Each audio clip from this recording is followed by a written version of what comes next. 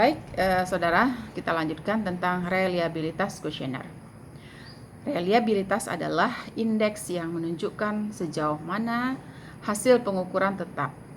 Ya, kalau ini sudah kita lakukan, ya, setelah proses uji coba instrumen atau uji coba kuesioner kita, maka kita sudah mendapatkan alat ukur yang valid dan reliable.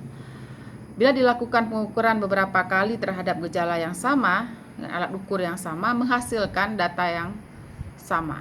Nah, itu namanya reliabilitas, ya, alat ukur kita. Alat ukur gejala sosial biasanya dinyatakan dengan indeks korelasi. Ya. Alat ukur gejala sosial yang terkait dengan sosial di masyarakat biasanya dinyatakan dengan indeks korelasi. Ya, jadi ada indeks yang yang harus disesuaikan oleh seorang peneliti di dalam melihat tingkat reliabilitas, ya. Dan indeks ini menjadi standar internasional, ya. Misalnya kalau nilai reliabilitasnya itu mendekati 1, maka itu semakin baik.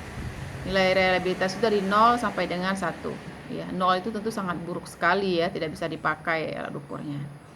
Jadi semakin tinggi, mendekati 1, makin baik alat ukur tersebut.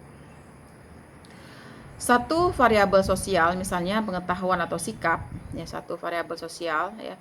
Variabel sosial itu misalnya ya, tingkat kemampuan dari seseorang, ya, atau sikap seseorang terhadap respon terhadap kondisi tertentu gitu. Ya, motivasi itu kan namanya sikap sosial, ya. Motivasi membantu orang, motivasi belajar, kemudian sikap kritis dan sebagainya, ya. Jadi satu variabel sosial yang diukur dengan banyak pertanyaan, maka skor setiap pertanyaan harus punya korelasi yang signifikan dengan skor totalnya. Biasanya dinyatakan dengan koefisien reliabilitas. Nah, jadi nilai signifikansi, ya, itu menentukan daripada kualitas daripada kuesioner kita, ya. Tingkat signifikansi yang tinggi, ya, untuk membuat jadi kuesioner kita berkualitas. Kemudian kita perhatikan bagaimana tentang penyusunan kuesioner angket. Oke, kita masuk ke kuesioner angket, ya. Pengumpulan data melalui wawancara menggunakan kuesioner lebih mudah daripada melalui angket, ya, gitu.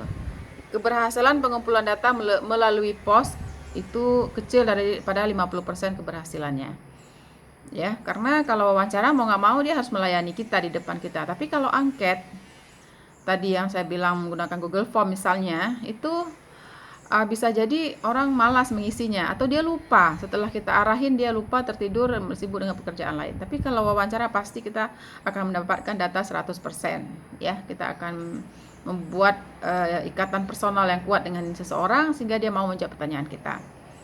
Kemudian beberapa kiat pengumpulan data melalui angket. Yang pertama, harus punya faktor daya tarik kuesioner. Misalnya tujuan penelitian yang terkait dengan kepentingan responden.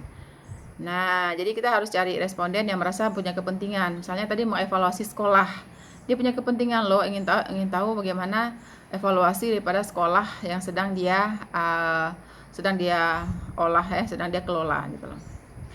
Kemudian yang kedua, adanya insentif. Misalnya nih, kita berikan hadiah-hadiah yang menarik, ya, kepada pengisi kuesioner kita, pada pengisi angket kita. Setelah dia memberikan jawabannya, misalnya anak didik, kita berikan dia hadiah pulpen yang cantik gitu loh. Jadi mereka ingin segera mengisinya, dan kita bisa memberikan hadiah itu ya melalui kiriman, atau kita berikan hadiah berupa GoPay misalnya, ya. Setelah dia mengisi kita kasih GoPay 50.000 gitu, pasti lebih menarik. Jadi ada sesuatu yang membuat stimulus itu muncul, ya. Kemudian tata letak dan pencetakan yang baik dan menarik itu menjadi kiat kita dalam pengumpulan data agar orang mau, ya, menjawab sejumlah pertanyaan-pertanyaan kita. Jadi kalau bahasa instrumen itu adalah adanya validasi wajah, ya. Perwajahan dari instrumen itu harus menarik, ya. Misalnya dengan memberikan warna dengan huruf yang lebih sesuai, jangan terlalu kecil sehingga kalau orang tua malas mengisinya. Jadi itu semua menjadikan faktor kenyamanan, ya. Itu penting menjadi perhatian di dalam penyusunan kuesioner. Itu kiat-kiat, ya, pengumpul data, ya. Saya juga punya pengalaman dalam mengumpulkan data. kepada perempuan yang aktif di dunia politik. Ya, ternyata mereka sibuk ya, sehingga mereka tidak mudah untuk memberikan jawaban-jawaban pertanyaan yang kita mintakan. Harus terus kita giring untuk dia menjawabnya, dan kita katakan itu juga untuk kepentingan perpolitikan daripada ibu sendiri ya. Akhirnya mereka memberikan data-data yang kita butuhkan.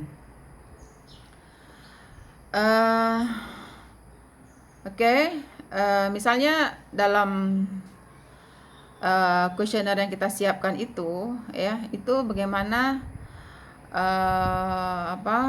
tergambarkan bahwa ini memang kuesioner ini tidak membuat dia menjadi jatuh martabatnya gitu loh. Itu memang harus kita berikan ya arahan kepada dia bahwa bukan ingin menjatuhkan citra daripada dia sendiri.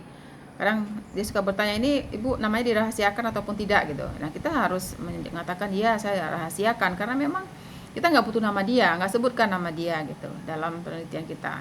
Kita hanya menyebutkan karakteristik daripada responden. Itu sebagai etika di dalam penelitian, tidak boleh kita menyebutkan nama seseorang, apalagi kita menyebutkan nama tanpa izin.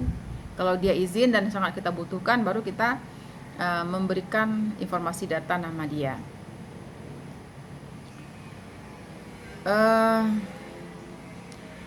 Contoh kuesioner ya, yang dalam tampilannya kita ingin mendapatkan data tentang pribadi seseorang ya.